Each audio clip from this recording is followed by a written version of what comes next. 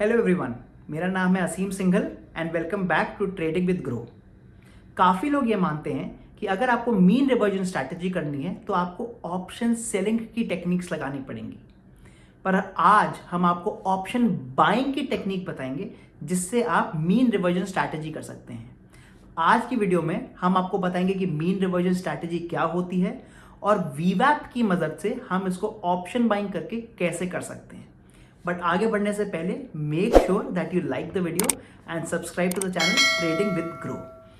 तो चलिए शुरू करते हैं आज की video. As an intraday trader आप स्ट्रैटेजीज को दो हिस्सों में डिवाइड कर सकते हैं, या तो वो ट्रेंड फॉलोइंग स्ट्रैटेजीज होंगी या फिर वो मीन रिवर्जन या साइडवेज स्ट्रैटेजी होंगी। ट्रेंड फॉलोइंग स्ट्रैटेजीज वो होती हैं जिसमें एक दिन कोई ऊपर का ट्रेंड या नीचे का ट्रेंड होता है, और मीन रिवर्जन स्ट्रैटेजीज वो होती हैं जो जिस दिन मार्केट साइडवेज रहता है या फिर जिस दिन मार्केट बार बार ऊपर नीचे जाता है।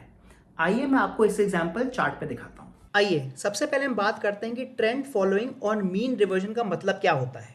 अगर आप ये आखिरी दिन देखें जो कि 2 जून का दिन है, इसमें आप देखेंगे कि जो प्राइस शुरू हुआ वो इस लेवल पे शुरू हुआ और आखिरी जो खत्म हुआ वो इस लेवल पे खत्म हुआ, और पूरे दिन अगर आप देखें तो आपको लग रहा है कि मार्केट ऊपर चलता चला गया, मतलब मार्केट एक ट्रेंड में था, और इसी को हम ट्रेंडिंग डे बोलते हैं। ये एक अपवर्ड ट्रेंडिंग डे था और इस दिन ट्रेंडिंग स्ट्रैटेजीज या ट्रेंड फॉलोइंग स्ट्रैटेजीज अच्छा प्रॉफिट कमाती हैं। आइए एक और एग्जांपल देखते हैं। 1 जून का दिन अगर आप देखें तो मार्केट ऊपर खुला और पूरे दिन नीचे चलता चला गया। अगर आप आखिरी की 3-4 कैंडल्स को इग्नोर कर दें तो अगेन ये एक ट्रेंडिंग डे था जिस दिन मार्केट ऊपर खुला और नीचे चलता चला गया। ये एक डाउनवर्ड ट्रेंडिंग डे था और अगेन इसमें ट्रेंड फॉलोइंग स्ट्रैटेजीज अच्छा प्रॉफिट देती। तो ये तो होगा हमारे ट्रेंडिंग डे। अब हम बात करते हैं कि मीन रिवर्जन क्या होता है। अगर आप 31 मई को देखें तो इसमें हम अगर सपोर्ट और रेजिस्टेंस बना दें तो यहाँ नीचे हमारा सपोर्ट बना दिया हमने और ये हमारा रेजिस्टेंस हो गया, और इसका आप अप्रॉक्सीमेटली मिडिल पॉइंट ले लें जो कि ये है। तो अब आप देखेंगे कि ऑन दिस डे ऑन 31 में मार्केट बार बार अपने सपोर्ट और रेजिस्टेंस के बीच में रहा, और जैसे ही वो सपोर्ट या रेजिस्टेंस के पास आया वो अपने मीन के पास रिवर्ट हुआ। तो इसलिए इसको हम मीन रिवर्जन बोलते हैं। मतलब जैसे ही मार्केट ने एक्सट्रीम पॉइंट्स देखे, मतलब सपोर्ट और रेजिस्टेंस के पास गया, तो वो वापस अपने मीन के पास अट्रैक्ट हुआ, और इस दिन मीन रिवर्जन स्ट्रैटेजीज या फिर साइडवेज स्ट्रैटेजीज काम आती हैं। आज हम इसी तरह के दिन की बात करेंगे जिस दिन मीन रिवर्जन प्राइस एक्शन हुआ है। तो चलिए बात करते हैं अब हम वीवैप की। वीवैप होता है वॉल्यूम वेटेड एवरेज प्राइस।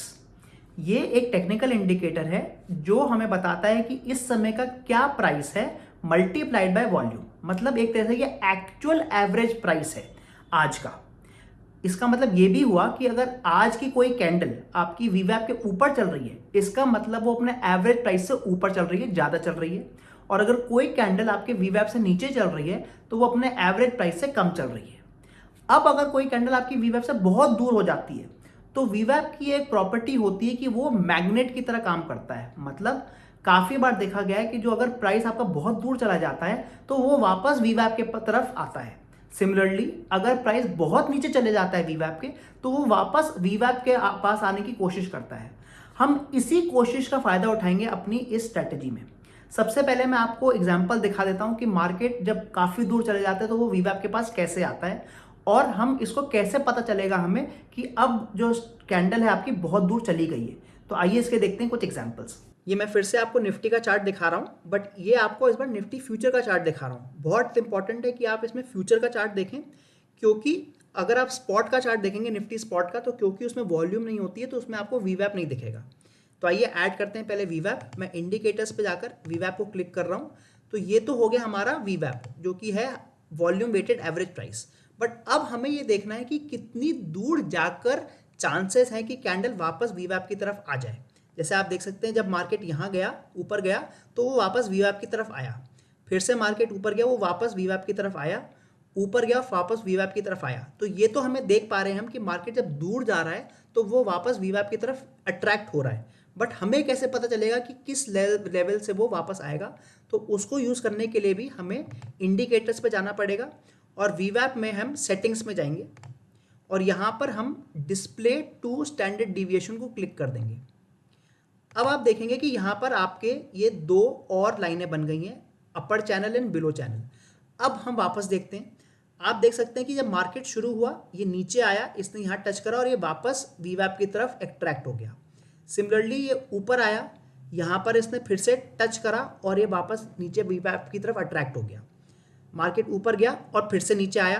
तो आप देख रहे हैं बार बार मार्केट अपने इन ऊपर की तरफ जा रहा है जहाँ पर उसको रेजिस्टेंस मिल रही है और वो वीवैप की तरफ अट्रैक्ट हो रहा है। सिमिलरली जब उसको नीचे कुछ सपोर्ट मिल रहा है तो वो ऊपर वापस वीवैप की तरफ अट्रैक्ट हो रहा है। तो हम इसी प्रॉपर्टी का फ़ायदा उठाएंगे और हम देखेंगे कि हम इस आइडिया को यूज़ करके हम ऑप्शंस में कैसे ट्रेड कर सकते हैं। जैसे कि हमने वीडियो की स्टार्टिंग में बोला था, माना यह जाता है कि केवल ऑप्शन सेलर्स ही मीन रिवर्जन स्ट्रैटेजी करते हैं। मतलब वो जो सपोर्ट होता है, सपोर्ट की नीचे की पुट बेच देते हैं और जो रेजिस्टेंस होता है, रेजिस्टेंस के ऊपर की कॉल सेल कर देते हैं। बट अब हम वीवैप की मदद से ऑप्शन बाइंग करके भी मीन रिवर्जन स्ट्रैटेजी कर सकते हैं। हमारी स्ट्रैटेजी में वीवैप जो है वो मीन का काम करेगा। क्योंकि ये इंट्राडे सिस्टम है तो हम इसको 5 मिनट्स या 10 मिनट्स के टाइम फ्रेम पे करेंगे। जैसे ही आपकी कैंडल वीवैप की ऊपर वाली जो रेजिस्टेंस लाइन है वहां पहुंच जाती है तो अब काफ़ी चांसेस हैं कि कैंडल वापस नीचे आ जाए मीन तक। तो हम उस पॉइंट पे एट द मनी पुट को बाय कर लेंगे, क्योंकि काफ़ी चांसेस हैं कि मार्केट नीचे आएगा। अगर मार्केट नीचे आएगा तो आपके पुट का प्रॉफिट आएगा। सिमिलरली अगर मार्केट नीचे जाता है और वीवैप की नीचे वाली लाइन के पास आ जाता है तो एज पर वीवैप काफ़ी चांसेस हैं कि अब मार्केट वापस अट्रैक्ट होकर वीवैप या फिर जो मीन है वहां तक पहुंचेगा। तो हम यहां पर एट द मनी कॉल को बाय कर सकते हैं, क्योंकि अगर मार्केट ऊपर आएगा तो आपके कॉल के प्राइसेस में बढ़ोतरी होगी। तो इस तरीके से आप वीवैप यूज करके ऑप्शन बाइंग कर सकते हैं for using this in the strategy. तो आइए मैं आपको इसके 1-2 एग्जांपल्स दिखाता हूं। तो चलिए देखते हैं कुछ एग्जांपल इस स्ट्रैटेजी के। मैंने यहाँ पर निफ्टी फ्यूचर्स का चार्ट लगाया हुआ है और मैंने 5 मिनट टाइम फ्रेम पे दिखा रहा हूँ। मान लीजिए हम 31 मई को ये स्ट्रैटेजी ट्रेड कर रहे हैं तो आप देखेंगे कि इस कैंडल पे मार्केट नीचे आया और उसने जो वीवैप की नीचे वाली लाइन है उसको टच किया। तो यहाँ से काफ़ी चांसेस हैं कि मार्केट ऊपर जाएगा। तो हम 16,530 की जो क्लोजेस्ट कॉल है उसको बाय कर लेंगे। तो 16,530 की क्लोजेस्ट कॉल मान लीजिए 16,500 है तो हम 16,500 को इस पे बाय कर लेंगे और जैसे ही मार्केट अपनी वीवैप को टच करेगा हम वहाँ से एग्जिट ले लेंगे। सिमिलरली आप देखते हैं कि यहाँ पर जब मार्केट जा रहा है तो अब वो वीवैप की ऊपर वाली लाइन को टच कर रहा है। तो इस समय काफ़ी चांसेस हैं कि मार्केट वापस रिवर्स कर सकता है। तो हम इस समय पुट को बाय कर लेंगे। जी हाँ, जब मार्केट ऊपर वाली लाइन को टच करेगा तो हम पुट को बाय करेंगे और अगेन हम एटीएम पुट को बाय कर सकते हैं। इस समय का जो प्राइस है वो 16,660 है। मतलब जो क्लोजेस्ट पुट होगी वो 16,650 की होगी। तो हम 16,650 की पुट को यहाँ बाय कर सकते हैं और जब वो अपने मीन की तरफ आए तो हम उससे एग्जिट या फिर प्रॉफिट बुकिंग कर सकते हैं।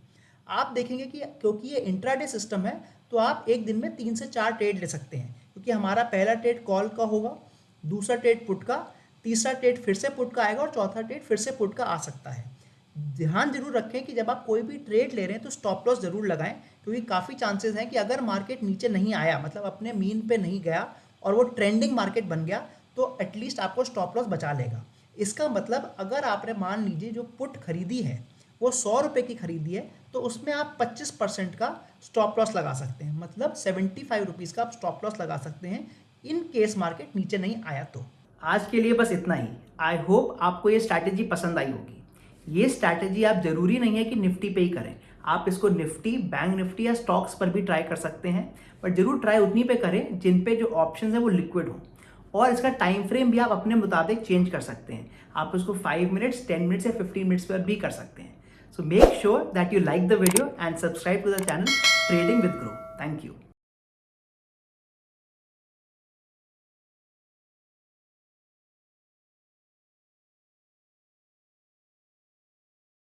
Investment in securities market are subject to market risks. Read all the related documents carefully before investing. Please read the risk disclosure documents carefully before investing in equity shares, derivatives, mutual fund, and or other instruments traded on the stock exchanges.